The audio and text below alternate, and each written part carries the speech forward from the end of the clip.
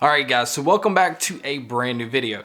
Today's video we're going to look at a new pair of active noise cancelling headphones.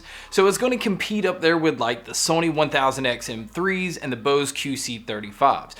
But it's going to come in at $280. And the pair we're talking about is the Cleer Flow.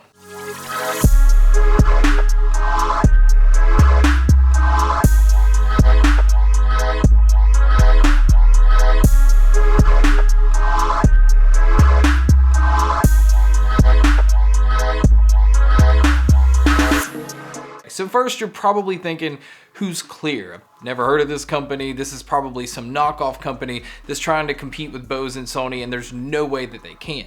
First off, let me say, give them a chance. Okay, first off, to start with, the hard case that's in here is really nice, and it goes along with the traveling headphones, the ones that have the thinner, smaller cases. It also has the layout to where you kind of angle or fold these a certain way to get them to fit in, but also you get an airline adapter. You have the micro USB cable for charging. Once they're fully charged, you get 20 hours of battery life, so it kind of falls short of some of the others, but it's really on par with some of the others in this category. You also get a headphone cable. That way, if you want to use these wired, you can. And all of that's able to fit in this very slim case, which again, I think is pretty impressive considering the size of the headphones. Now, another thing that they added in here are these little gold rings. It's a nice touch as far as the design of these headphones go because they have kind of a silver or a chrome ring around them now. But if you want to, you can change them out to gold, and that's not gonna matter to some people, but the fact that you can do that is just kind of a nice touch. All right, so now we're already gonna jump right into the headphones. The first thing I noticed when I looked at these is they share a lot of similarities to the 1000X M3s by Sony's.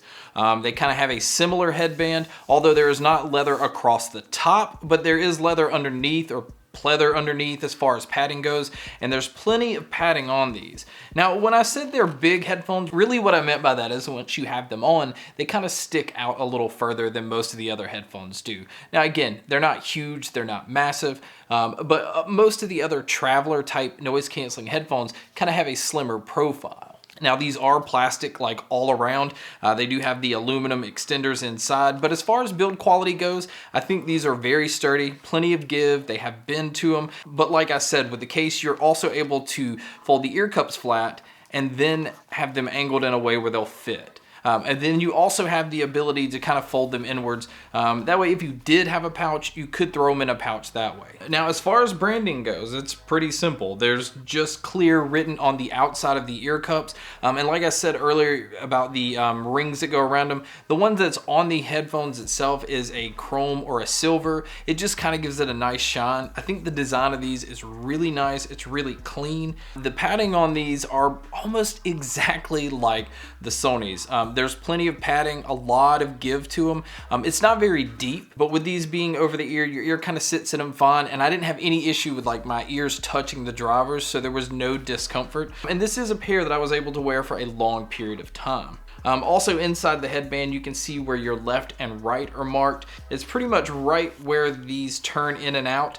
And it's pretty simple as far as on the right hand side, that is where you have your micro USB input to charge these. So on the left, you have your headphone jack, your power button, you have your noise canceling button, then you have an ambient button that switches it between two modes. You have normal ambient, which kind of lets you hear some of the things around you just blended in like a normal headphone.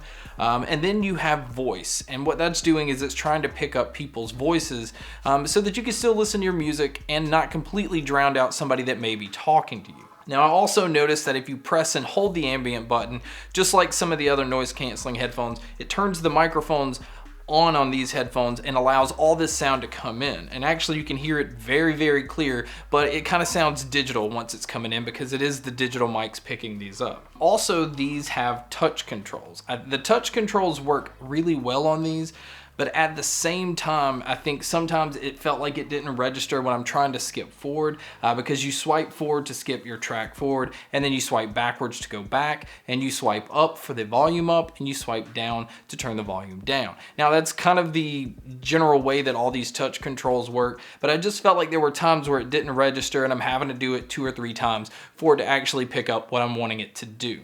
Now, as far as audio goes, these are high-res audio capable. They play LDAC, they play Qualcomm aptX.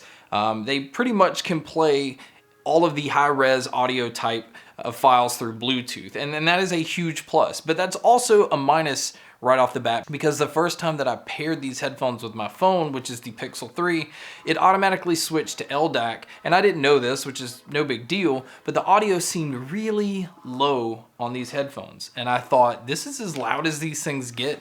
If it is as loud as they get, I'm not impressed. Like, there's nothing to recommend, and $280 would be way too much money. But as soon as I switched it over to the Qualcomm aptX, right away, that fixed the volume issue. So for some reason, the LDAC is kind of low on these headphones, to where all of the other settings that I was able to switch in my phone made it sound extremely loud and extremely clear. I'd say sound signature is pretty warm overall, because bass is very prominent in these headphones, but it didn't seem to interfere with any of the other sound signatures. I felt like bass was the strongest point, and the mids and the highs were right up there with it. It's very fun and exciting. It's not a flat sound signature at all. Soundstage, surprisingly enough, was fairly open with these. Now, if you're watching a movie or playing a game or anything like that, you kind of can tell where different sounds are coming from. If you're listening to certain types of music, you can tell where some of the instruments separate. So you can tell that maybe something's being played over to the side here, something's being played over here or back here. So I think Cleer did an incredible job with the Flow headphones. I think $280 is a really good price point. It competes with the headphones that are running almost $100 more, giving you a lot of the similar features, giving you more of a impactful sound than some of the other ones. And it's, again, just like I've said before, it's really good to have options, because there's not one headphone that's going to be perfect for everyone. There's going to be somebody that just wants something a little different. That's where these fall. So guys, that is my review of the Cleer Flow. These come in at $280. If you are interested in buying them, there is a link below. But thank you guys so much for checking out this video. Thank you so much for checking out all the other videos. And as always, guys, make sure to stay tuned for more.